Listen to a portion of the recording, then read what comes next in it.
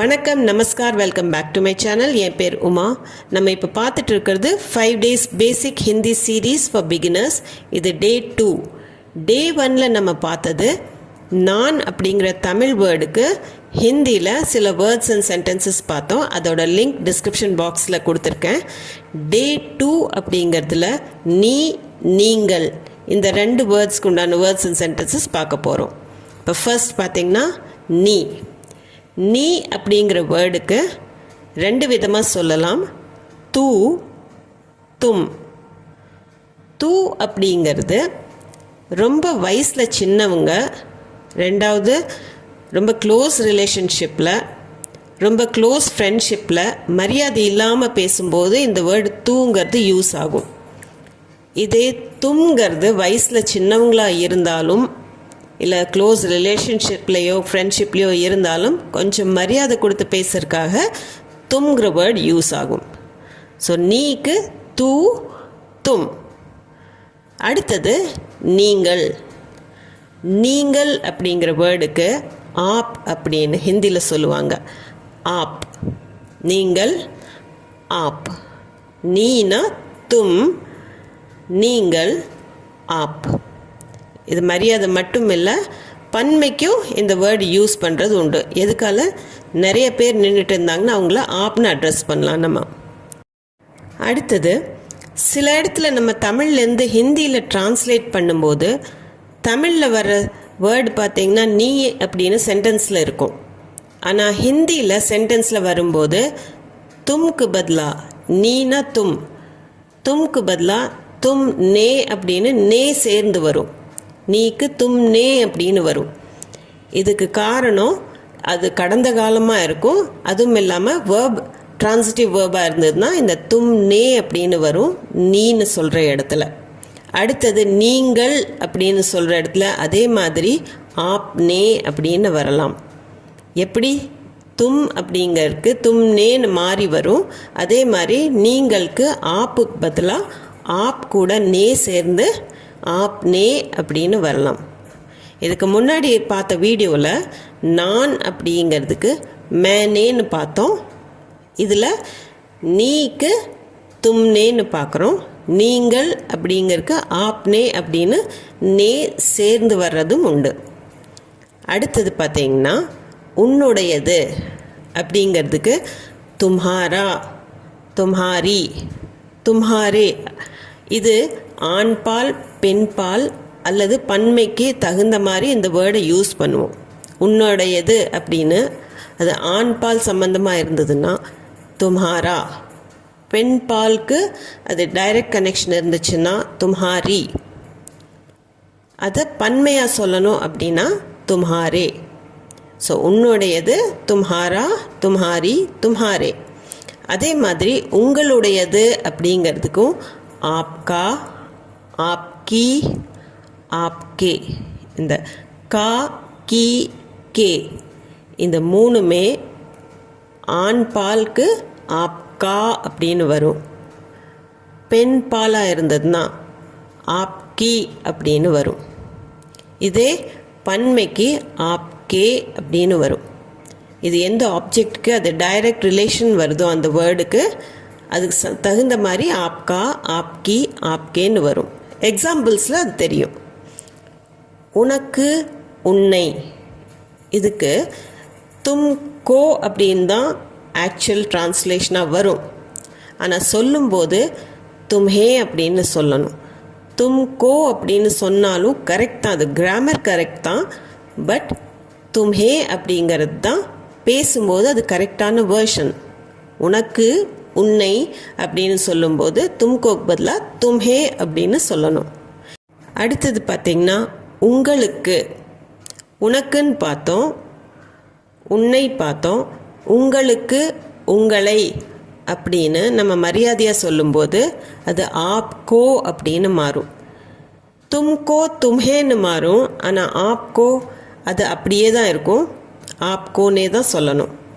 உங்களுக்கு, உங்களை ரெண்டுக்குமே ஆப்கோ, அந்த கோ எந்த விதமான சேஞ்சஸும் இல்லாமல் ஆப்கோ அப்படின்னு தான் வரும். ஸோ உங்களுக்கு, உங்களை ஆப்கோ. அடுத்து உனக்காக அப்படின்னா ஃபார் யூ அப்படின்னு இங்கிலீஷில் சொல்கிறோம் இல்லையா, அதுக்கு தும்ஹாரே லியே, தும்ஹாரே லியே. இந்த லியே வந்தாலே தமிழில் எப்படி உனக்காக அப்படின்னு சொல்கிறோம், இந்த காக அப்படின்னு வர்றதுக்கு ஹிந்தியில் லியே அப்படின்னு வரும்.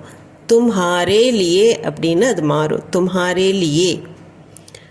அடுத்தது பார்த்தீங்கன்னா உங்களுக்காக அப்படிங்கிறதுக்கு ஆப்கே லியே, உனக்காக அப்படின்னு சொல்கிறதுக்கு தும்ஹாரே லியேன்னு சொல்லுவோம்.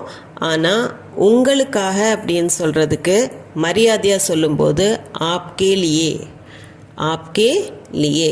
இதுலேயுமே உங்களுக்காக அப்படின்னு வரும்போது அந்த லியேங்கிற வேர்டு வரும், ஆப்கே லியே, உங்களுக்காக ஆப்கே லியே. அடுத்தது பார்த்தீங்கன்னா நீயும், நீயும் அப்படின்னா அது அழுத்தி நீயும்னு சொல்கிறோம். அதே மாதிரி ஹிந்தியிலும் தும் பி அப்படின்னு வரும். நீயும் அப்படின்னா தும்பி. இதுக்கு முன்னாடி நம்ம போன வீடியோவில் பார்த்தீங்கன்னா நானும் அப்படின்னு சொல்கிறதுக்கு மே பி அப்படின்னு சொன்னோம். இது நீயும் சொல்கிறதுக்கு தும்பி, அதை ஸ்ட்ரெஸ் பண்ணி சொல்லுவோம், தும்பி, நீயும், தும்பி, தும்பி. அதே மாதிரி நீங்களும், அதுக்கு ஆப் பி, நீங்கள்னா ஆப்புன்னு சொன்னோம், நீங்களும் அப்படிங்கிறதுக்கு பி சேர்த்தி ஆப் பி. இப்போது நம்ம பார்த்ததில் நானும் அப்படிங்கிறதுக்கு மே பீன்னு சொன்னோம், நீயும் அப்படிங்கிறதுக்கு தும் பி அப்படின்னு சொன்னோம், நீங்களும் அப்படிங்கிறதுக்கு ஆப் பி அப்படின்னு சொல்லணும். நீங்களும் ஆப் பி, ஆப் பி. இப்போ இது வரைக்கும் பார்த்த வேர்ட்ஸை நீங்கள் முடிஞ்ச அளவுக்கு மனப்பாடம் பண்ணி வச்சுக்கோங்க. அது நீங்கள் சென்டென்ஸ் பேசும்போதோ எழுதும்போதோ உங்களுக்கு யூஸ்ஃபுல்லாக இருக்கும். இப்போ நம்ம எக்ஸாம்பிள் சென்டென்சஸ் பார்க்கலாம். சென்டென்சஸ்க்கு வாக்கியங்கள், ஹிந்தியில் வாக்கியன்னு சொல்லுவாங்க. வாக்கிய ஒருமை பன்மை ரெண்டுக்குமே வாக்கியம் தான். ரொம்ப சிம்பிள் சென்டென்சஸ் தான் பார்க்க போகிறோம். ஃபர்ஸ்ட் ஒன் பார்த்தீங்கன்னா நீ சாப்பிடு அப்படின்னா தும் கானா காओ. நம்ம தமிழில் சொல்லும்போது சாப்பிடு அப்படின்னா சாப்பாடு சாப்பிடு அப்படிங்கிற அர்த்தத்தில் சொல்லணும், தும் கானா காओ. தும்னா நீ, அதை நம்ம ஏற்கனவே பார்த்துட்டோம். கானானா சாப்பாடு, காओ அப்படின்னா சாப்பிடு. இப்போ தும் கூட காओ அப்படின்னு தான் சொல்லணும். காओ அப்படின்னா மரியாதை இல்லாமல் தான் இருக்கும், ஆனால் ரொம்ப மரியாதை குறைவாகவும் இல்லை. தும் கானா காओ, நீ சாப்பாடு சாப்பிடு அப்படிங்கிற அர்த்தம். அடுத்த சென்டென்ஸ் பாருங்க, நீ சாப்பாடு சாப்பிட்டாயா, தும்னே கானா காயா. இப்போ இந்த இடத்துல நான் ஏற்கனவே சொன்ன மாதிரி நீ அப்படிங்கிறதுக்கு தும் நேன்னு வருது, தும் கூட நே சேர்ந்து வருது. கானா அப்படின்னா சாப்பாடு, காயானா சாப்பிட்டியா. தும்னே கானா காயா, அது ஒரு கேள்வியாக கேட்குறது. அது கேள்வியாக கேட்கணுன்னா கியா தும்னே கானா காயா அப்படின்னும் கேட்கலாம். தும்னே கானா காயா, நீ சாப்பாடு சாப்பிட்டியா. இப்போ இந்த தும் நே ஏன் வருது அப்படின்னா, இந்த நே வர்றதுக்கு காரணம் ஒன்று, இது கடந்த காலமாக இருக்குது. ரெண்டாவது, இந்த காயா அப்படிங்கிற வினைச்சொல் டிரான்சிட்டிவ் வேர்பாக இருக்குது. இது என்ன சாப்பிட்ட, யார் சாப்பிட்டதுக்கு ஆன்சர் கிடைக்கும். இப்போது அடுத்த சென்டென்ஸ் பாருங்கள், உன்னுடைய அண்ணன் எங்கே, தும்ஹாரா பாய் கஹா ஹே. தும்ஹாரா அப்படின்னா உன்னுடைய, பாய் அப்படின்னா அண்ணனுக்கு சொல்லலாம், தம்பிக்கு சொல்லலாம், இது பிரதருங்கிற அர்த்தம். கஹா எங்கே, கஹா ஹே அப்படின்னா எங்கே இருக்கிறாங்க. தும்ஹாரா பாய் கஹா ஹே. இதில் பாய் ஆண்பால் வார்த்தையாக இருக்கிறதுனால தும்ஹாரா அப்படிங்கிறது தான் வரும். அதனால தான் தும்ஹாரா அப்படிங்கிற வேர்டை யூஸ் பண்ணியிருக்கிறோம். தும்ஹாரா பாய், தும்ஹாரா பாய் கஹா ஹே, உன்னுடைய அண்ணன் எங்கே, தும்ஹாரா பாய் கஹா ஹே. அடுத்தது பார்த்தீங்கன்னா உன்னுடைய புத்தகம் எங்கே, தும்ஹாரி கிதாப் கஹா ஹே.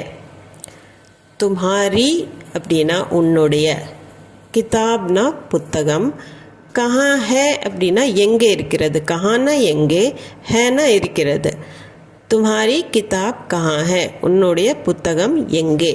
இந்த இடத்துல தும்ஹாரா யூஸ் பண்ணாமல் தும்ஹாரி ஏன் யூஸ் பண்ணியிருக்கிறோம் அப்படின்னா, கிதாப் அப்படிங்கிறது பெண்பால் வார்த்தை, அதனால் தும்ஹாரி கிதாப் அப்படின்னு தான் வரும். இதை நம்ம பேச்சு வழக்கில் தான் தெரிஞ்சுக்கணும், ஆண்பால் பெண்பால் எது அப்படிங்கிறது. அதை தகுந்த மாதிரி நம்ம தும்ஹாரா தும்ஹாரி யூஸ் பண்ணிக்கலாம். தும்ஹாரி கிதாப் கஹா ஹை. அடுத்த சென்டென்ஸ் பாருங்கள். உன்னுடைய தாத்தா அங்கு இருக்கிறார். தும்ஹாரே தாதா வஹா ஹை.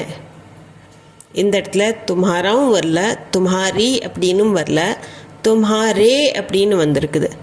தும்ஹாரே அப்படின்னா உன்னுடைய, தாதானா தாத்தா, அப்பாவோட அப்பா. வஹா ஹே, வஹான்னா அங்கு, ஹேனா இருக்கிறார். தும்ஹாரே தாதா வஹா ஹே அப்படின்னா உன்னுடைய தாத்தா அங்கு இருக்கிறார். இந்த இடத்துல தும்ஹாரே தாதா ஏன் வந்திருக்குது அப்படின்னா, தாதா பெரியவங்க, அவங்களுக்கு மரியாதை கொடுத்து சொல்கிறதுனா தும்ஹாரே அப்படின்னு தான் வரணும். இப்போ உன்னுடைய அப்படிங்கிறதுக்கு தும்ஹாரே தாதா வஹா ஹை. தும்ஹாரேங்கிறது மரியாதை கொடுத்து பேசுறதுக்காக சொல்கிறது தான் இது தும்ஹாரே தாதா. பன்மைக்கும் நம்ம சொல்லலாம். தும்ஹாரே தோஸ்த் அப்படின்னா உன்னுடைய நண்பர்கள் அப்படின்னு சொல்கிறோம். அப்போ பன்மைக்கும் யூஸ் பண்ணலாம், மரியாதை கொடுக்கறதுக்கும் நம்ம இது தும்ஹாரே அப்படிங்கிறது யூஸ் பண்ணிக்கலாம். தும்ஹாரே தாதா வஹா ஹை. இப்போ இந்த சென்டென்ஸ் பாருங்கள். உன் கேள்விகள் விசித்திரமானவை. அதுக்கு ஹிந்தியில் தும்ஹாரே சவால் அஜீப் ஹே. தும்ஹாரே அப்படின்னா உன்னுடைய, உன். சவால்னா கேள்விகள். ஆக்சுவலி சவால்ங்கிறது ஒருமை பன்மை ரெண்டுக்குமே யூஸ் பண்ணலாம். கேள்வி கேள்விகள் ரெண்டுக்குமே சவால்னு யூஸ் பண்ணுறது. அஜீப்னா விசித்திரம், அஜீப் ஹே அப்படின்னா விசித்திரமானவை. தும்ஹாரே சவால் அஜீப் ஹே, அது உன் கேள்விகள் விசித்திரமானவை அப்படிங்கிறது அர்த்தம். இந்த இடத்துல நம்ம ஏன் தும்ஹாரே அப்படின்னு யூஸ் பண்ணியிருக்கிறோம் அப்படின்னா, இங்கே கேள்விகள் அப்படிங்கிறது பன்மை, அதனால் பன்மைக்காக நம்ம தும்ஹாரே சவால் அஜீப் ஹேன்னு சொல்லியிருக்கோம். இதே ஒருமையாக இருந்தால் தும்ஹாரா சவால் அஜீப் ஹேன்னு சொல்லுவோம். இங்கே தும்ஹாரே சவால் அஜீப் ஹே. அடுத்த சென்டென்ஸ் பாருங்கள். உனக்கு என்ன வேண்டும். உனக்கு அப்படிங்கிறதுக்கு நம்ம பார்த்த வேர்டு தும்கோ அல்லது தும்ஹே. நான் சொன்ன மாதிரி தும்கோ அப்படிங்கிறதுக்கு தும்ஹேன்னு தான் நம்ம யூஸ் பண்ணணும். தும்ஹே கியா சாஹியே.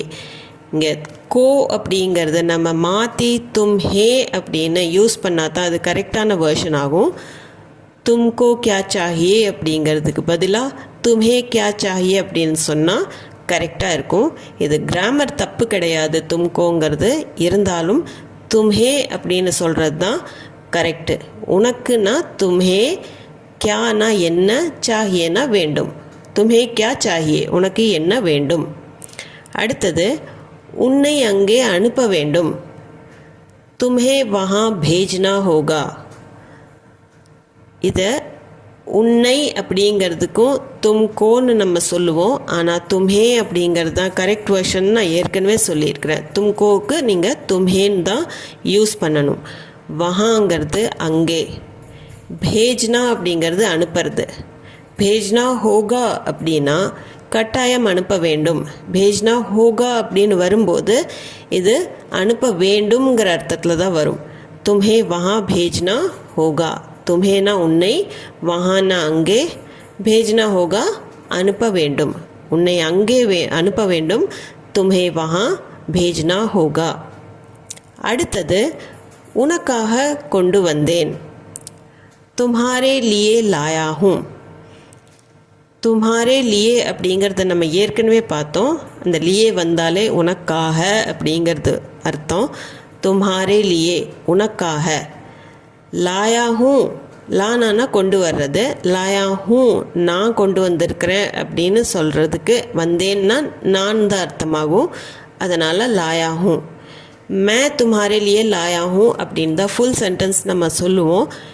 இது சொன்னாலே நம்மளுக்கு அர்த்தம் புரியும். தும்ஹாரே லியே லாயா ஹூ அப்படின்னா மேன்னு தான் முன்னாடி வரும். அது சொல்ல வேண்டிய அவசியம் கிடையாது. தும்ஹாரே லியே உனக்காக, கொண்டு வந்தேன் லாயா ஹூ, உனக்காக கொண்டு வந்தேன் தும்ஹாரே லியே லாயா ஹூ. அடுத்தது நீயும் போ. நம்ம நீயும் அப்படிங்கிறது பார்த்தோம். அந்த நீயும் அப்படின்னு ஸ்ட்ரெஸ் பண்ணுறதுக்கு தும் பி அப்படின்னு சொல்லணும். தும் பி போ அப்படின்னா ஜாओ, நீயும் போ அப்படிங்கிறதுக்கு தும் பி ஜாओ. தும்னா நீ, தும் பி அப்படின்னா நீயும், ஜாओனா போ, ஜானானா போகிறது, ஜாओ அப்படின்னு சொல்லும்போது போன்னு அர்த்தம், நீயும் போ. தும் பி ஜாओ, நீயும் போ. இதே மரியாதை யார்கிட்ட சொல்லணும்னா ஆப் பி ஜாயே அப்படின்னு சொல்கிறது. தும்க்கு பதிலாக ஆப்னு மாறும், ஜாओ வந்து ஜாயேன்னு மாறும். தும் பி ஜாओ, ஆப் பி ஜாயே, தும் பி ஜாओ. இந்த வீடியோ உங்களுக்கு யூஸ்ஃபுல்லாக இருந்திருக்கும்னு நம்புகிறேன். இது சம்மந்தமான டவுட்ஸ், கொஷன்ஸ், உங்கள் ஃபீட்பேக் எதுவாக இருந்தாலும் கமெண்ட் செக்ஷனில் கமெண்ட் பண்ணி சொல்லுங்கள். அது போக நீங்கள் ஏதாவது ப்ராக்டிஸ் பண்ணிங்கன்னா அதையும் கமெண்ட் செக்ஷனில் எழுதி காமிங்க. கரெக்டாக இருக்குதான்னு நம்ம பார்க்கலாம். அது போக இந்த வீடியோ உங்களுக்கு பிடிச்சிருந்தா கண்டிப்பாக லைக், ஷேர், சப்ஸ்கிரைப் பண்ணிவிட்டு பெல் ஐக்கானை ப்ரெஸ் பண்ண மறந்துடாதீங்க. அப்போ தான் நான் போடுற வீடியோட அப்டேட்ஸ் உங்களுக்கு வந்து சேரும். மீண்டும் ஒரு வீடியோவில் சந்திப்போம். தேங்க்ஸ் ஃபார் வாட்சிங்.